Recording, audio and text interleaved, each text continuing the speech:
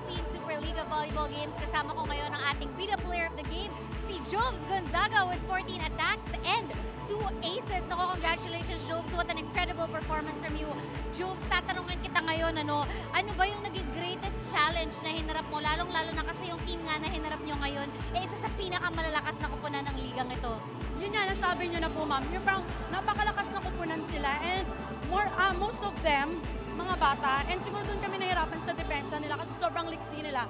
So nag-ina-analyze namin kung paano namin matatapatan yung liksi nila since nga yung team namin is more on mga, hindi natin babanggitin.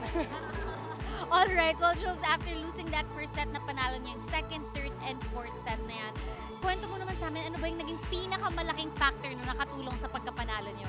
Siguro finalo na namin yung game plan na binigyan ng coaching staff. Sobrang nag-work siya. Sobrang nag-work yung game plan. At sinama namin ng puso. At nakita nga talaga namin yung puso at yung drive na yan.